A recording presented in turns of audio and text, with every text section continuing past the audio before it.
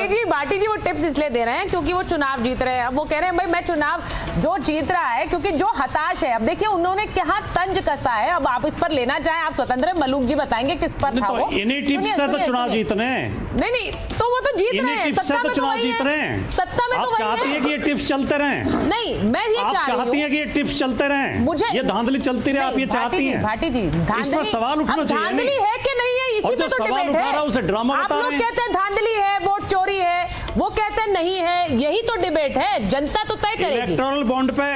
Electoral bond पे supreme court ने रोक लगाई या नहीं लगाई? इलेक्टोरल बॉन्ड को सुप्रीम कोर्ट ने अवैध करार दिया कि नहीं दिया? ठीक है। पीएम केयर फंड में हिसाब नहीं देंगे, क्या ये व्यवस्था नहीं है? अब ये बताइए, उसमें आप सवाल नहीं पूछ सकते? ठीक है, बिल्कुल पूछ सकते हैं, आप पूछ भी रहे हैं, इसीलिए तो माइक ऑन है आपका। कोई बात मुझे बताइए, उन्होंने जब ये कहा, हुई थी या नहीं हुई थी? जब ये कहा नोटबंदी अनावश्यक कदम था या नहीं था? मलूक जी, उन्होंने जब ये कहा कि जो सरकारें हार जाती हैं, मलूक जी जो सरकारें हार जाती हैं फिर वो एंटी इनकम्बेंसी का ऐसा सामना नहीं कर पाती है, नाराजगी इतनी होती है कि वो बात भी नहीं रख पाती अपने राज्यों में जाकर, और फिर वो हार की खींच सदन में उतारती हैं। अब वो कौन सी सरकारें हैं जो हार गई फिर वो खींच निकाल रही हैं सदन में? कौन सी पार्टियां हैं मलूक जी? सुचारिता साहब, जो बीएसी होता है बिजनेस एडवाइजरी कमेटी, उसमें as a deputy leader of party उसमें बैठता जी, वहां सहमति बन जाएगी, संसद में आकर के हंगामा कर देंगे। ठीक है, संसद में पहला घंटा होता है प्रश्नों का, जो 14 दिन पहले ऑनलाइन फीड करा जाता है, ये चलने नहीं देते। आज बुंदेलखंड कहो, गुजरलैंड कहो, वहां का प्रश्न लगा हुआ था, कुछ गांवों में पानी नहीं जाता, सूखा जाती है, और वहां के एमपी ने, लोकल एमपी ने प्रश्न लगाया, माननीय मंत्री उसका जवाब दे रहे थे कि हम ऐसा प्रोविजन कर रहे हैं सॉल्यूशन के साथ, इन्होंने वो करने ही नहीं दिया। तो क्या बुंदेलखंड के लोगों को सूखे से मारना चाहते हैं? दूसरा घंटा चलता है पार्लियामेंट का, जिसमें क्वेश्चन आवर कहते हैं, ठीक है, और उसमें कोई भी सांसद कहीं का भी कोई भी चीज उठा सकता है मुद्दा, और जिनको उठाने का मौका नहीं मिला वो स्पेशल मेंशनिंग कर सकते हैं। तीसरा प्रोविजन होता है 377 रूल, तो इसमें सरकार बाउंड होती है एमपी के मेंबर के प्रश्न का जवाब देने के लिए, उसको साफ कर दिया। उसके बाद जितने भी ये बिल आते हैं अमेंडमेंट के, उसमें 193 की चर्चा पे जो कहीं कमी रह जाती है, आप एंकरिंग कर रहे हैं, मैं बोल रहा हूँ, आप में कमी रह सकती है, मुझ में कमी रह सकती है, विपक्ष का काम होता है उसमें संशोधन करना, जिससे देश के लिए, देश की जनता के लिए काम हो सके, उसमें बिल्कुल साफ कर देते हैं। 18-20 लाख लोग हमें चुन के भेजते हैं कि हमने अपनी ताकत तुम्हें दी संविधान के अनुसार, और तुम हमारी बात को लेकर के संसद में काम करो। हम संसद में काम करना चाहते हैं, हमारे मौलिक अधिकारों का हनन होता है, 18-20 लाख लोगों के भी मौलिक अधिकारों का हनन होता है। आज रेणुका चौधरी, तो यहाँ भाटी जी को बोलिए ना कि उनकी पार्टी आपके अधिकारों का हनन ना करे संसद में, यहाँ आप बोलिए। आज मैं चाहती हूँ मलूक जी आप बोले, मैं जानती हूँ आपके मित्र हैं, एक बड़ी काम की बात बोल रहा हूं। नहीं देखिए ये जो कंसेंसस है ना, ये संसद के बाहर ही बनना चाहिए, तब जाकर संसद सुचारू रूप से चलेगी। आप लोग यहाँ पर हंसकर बात करके क्यों नहीं बनाते कंसेंसस? जी अब सुचेंद्र जी एक सेकंड और बस, एक थोड़ा सा।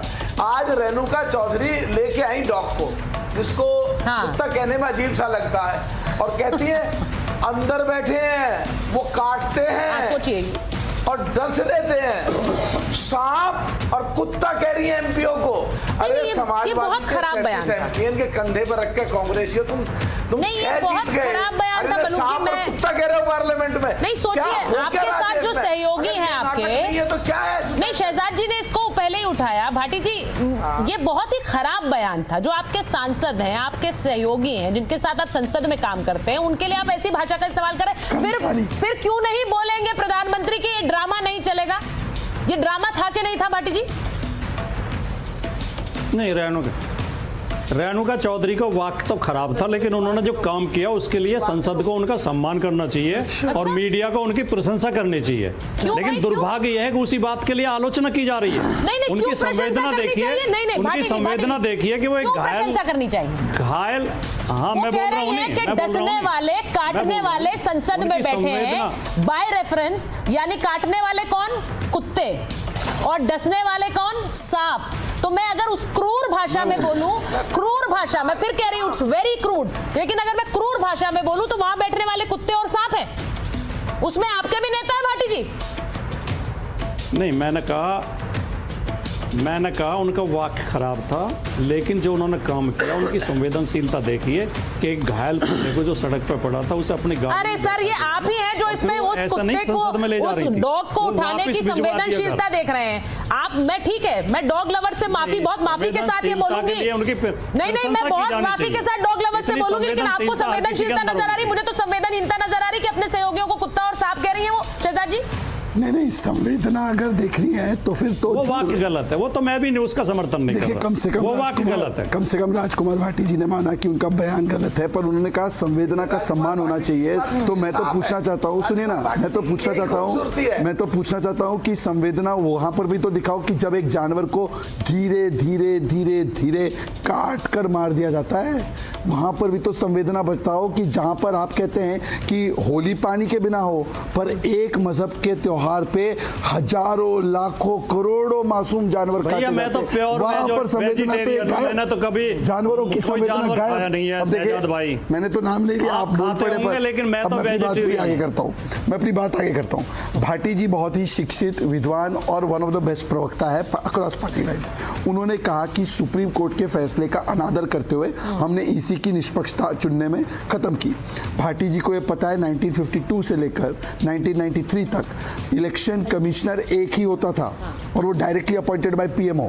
2023 में पहली बार तो कानून बना, स्टेट में भी जो स्टेट के इलेक्शन कमिश्नर होते हैं उसमें ना कोई व्यवस्था होती है और डायरेक्टली गवर्नमेंट ही अपॉइंट करती है। वहां पर तो कोई चीफ जस्टिस और हाई कोर्ट या कोई विपक्ष का नेता का रोल भी नहीं होता। तीसरी और आखिरी बात, टिप्स की बात की। भाटी जी, आप पीएम से तो टिप्स लेने से रहे, पर कम से कम रविदास मेहरोत्रा के तो टिप्स ले लो। वो कहते हैं राहुल जिम्मेदार है हार के लिए, और भाटी बोलते हैं कि चुनाव। मैं एक बड़ी इंटरेस्टिंग बात पर आ रही हूँ, संजय जी को स्क्रीन पर लीजिए। संजय जी, माफी के साथ बहुत देर से आ रही हूँ आपके पास। आपके आज कीर्ति आजाद ने क्या कह दिया? उन्होंने ट्वीट किया है, उन्होंने कहा कि आप लोग बताइए मैं किसकी बात कर रहा हूं, जो नेहरू की तरह विजनरी बनना चाहते हैं पर विजन नहीं है, जो इंदिरा गांधी की तरह फियरलेस बनना चाहते हैं पर उनमें उस तरह की निडरता नहीं है, और उन्होंने कहा कि कौन बनना चाहता है मनमोहन सिंह, लेकिन उस तरह की शिक्षा ही नहीं है। अब किसकी बात कर रहे थे कीर्ति आजाद? ये तो अटैक चल रहा है आपस में ही आप लोगों का, कांग्रेस और ये आपस में अटैक की बात नहीं है। ये बात समझने के लिए कोई पीएचडी करने की आवश्यकता नहीं है। किसकी बात कर रहे हैं? और निस्संदेह देश के उस नेता की रहे होंगे जिन्होंने आज कहा कि ड्रामा नहीं, डिलीवरी चाहिए। और 2014 से जिस बात की डिलीवरी चल रही है देश में, 2014 से नोटबंदी से शुरू होने तक और ये चुनाव एसआईआर की प्रक्रिया की जो डिलीवरी चल रही है, संजय जी, मैं आपको ये बताती हूँ, आपने जो बात समझी उसी में मैं आपको ऐड कर रही हूँ कि उन्होंने जब ये ट्वीट किया तो लोगों ने क्या लिखा है। लोगों ने कहा क्या कांग्रेस की पूरी कब्र खोद कर ही चैन लोगे? मतलब लोग जो उस पर रिएक्ट कर रहे हैं वो कह रहे हैं कि ये तो राहुल गांधी की बात कर रहे हैं। आज टीएमसी गई नहीं। अब मुझे ये बताइए, आज आपके नेता, आपके सांसद बैठक में भी नहीं पहुंचे। आपके सांसद क्यों नहीं गए इंडिया गठबंधन की बैठक में? इसमें कोई, ये तो हमारा संसदीय दल बताएगा, कोई कुछ समझ रहा है। और जो बात मैंने आज आपके सामने रखी है, 2014 से ये एसआईआर की प्रक्रिया में 37 लोगों की बदली लेने के बाद चुनाव आयोग को 7 दिन समय देने का मौका मिला। ये काम चुनाव आयोग पहले भी कर सकते थे। ये क्या डिलीवरी चल रही है, मैं प्रधानमंत्री जी से पूछना चाहता हूँ। इतने लोगों की बलि चढ़ाने के बाद आपने एसआईआर के माध्यम में 7 दिन का समय, एसआईआर प्रक्रिया, मलूक जी को एक बार लीजिए, ये जो डिलीवरी चल रही है और ये जो टैक्स टेररिज्म देश में चल रहा है, ये डिलीवरी कर रहे हैं प्रधानमंत्री जी। आप नहीं, मैं आपसे टैक्स टेररिज्म जिस हिसाब से हर चीज पर टैक्स बढ़ा दिया गया है। मैं बता दूं, बंगाल से आज जो तस्वीरें आई हैं, मलूक जी, आज बंगाल से बीएलओ प्रदर्शन कर रहे थे। आपने नोटबंदी के माध्यम से कितने लोगों की जाने नहीं, मैं आज वही तस्वीरें दिखा रहे संजय जी। बीएलओ का प्रदर्शन जरा चलाइए, बीएलओ का प्रदर्शन हो रहा है पश्चिम बंगाल में, डिलीवरी कर रहे हैं, ये तस्वीरें प्रधानमंत्री जी विपक्ष के लिए बोल रहे हैं। अब सुनिए संजय जी, मैं आप एक बार पश्चिम बंगाल की तस्वीरें दिखा रही हूँ, अगर देखिए ना, वो कोलकाता में बीएलओ प्रदर्शन कर रहे थे। अब मलूक जी, ऐसा क्यों है कि ये प्रदर्शन पश्चिम बंगाल से तो आता है, बिहार में तो नहीं हुआ, लेकिन पश्चिम बंगाल में हो रहा है, तो इसका क्या मतलब है, हम गंभीरता से ना ले इसे? मलूक जी, अरे पश्चिम बंगाल की बात छोड़ो, वहाँ बिहार जब बाढ़ में लोग मरते हैं, दवाई जाते हैं, खाना भेजते हैं, उनका सर फोड़ते हैं। ममता जी कहती है मैं देश को हिला दूंगी, इस संविधान के खिलाफ बात जानकारी नहीं है। बात कर रहा हूँ, आप देश को दिग्भ्रमित करना चाहते हैं, आपको ये जमीनी स्तर की जानकारी नहीं है। सुनो, 3 लाख 1 मिनट का खर्चा होता है, जो 1 घंटे का करीब 2 करोड़ होता है, यही कारण है पूरे दिन का करीब 20 करोड़ रुपए खर्च होते हैं। देश की गाड़ी कमाई का पैसा वेस्ट कर रहे हैं ये लोग। 17वीं लोकसभा के आखिरी 7 सत्र नहीं चले, 18वीं लोकसभा के 6 सत्र नहीं चले, गरीब दबे। संजय जी वो जवाब दे रहे हैं, सवाल मैंने उनसे पूछा था, एक बार जवाब देने दीजिए उन्हें। नहीं हुआ, देश की गाड़ी कमाई का पैसा वेस्ट हो रहा है, इन लोगों को शर्म नहीं आती है। इस देश की जनता पूरी देख रही है, इसीलिए इनकी हासिल इसलिए खराब होती जा रही है।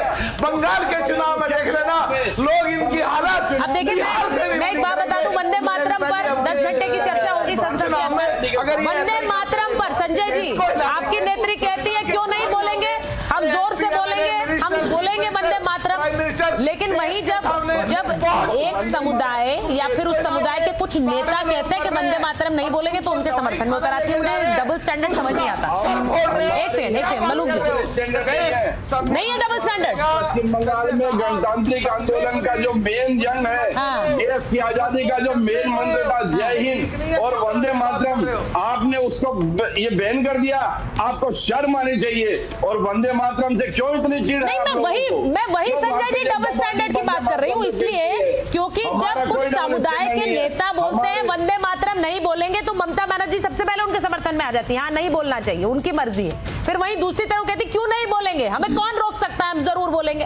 अरे भाई, ये एक तरफ नहीं है ना शहजाद जी, एक तरफ नहीं है। सरकार को ये आया कैसे दिमाग में कि वंदे मातरम लगा दी? देखिए, मैं जवाब देता हूँ संजय जी।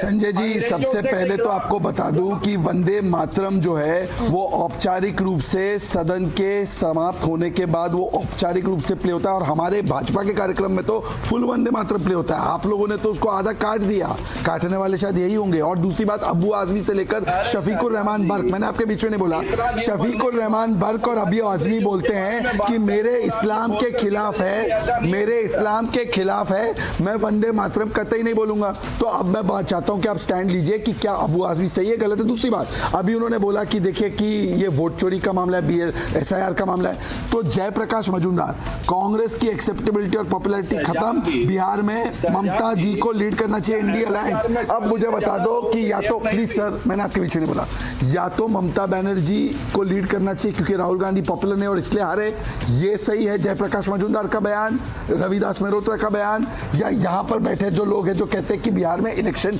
चोरी हुई उसका बयान। मतलब दोनों स्टैंड ले लेते हैं। और आज तो TMC इस इंडिया अलायंस की मीटिंग में गई नहीं, कीर्ति आजाद के उस ट्वीट के बाद।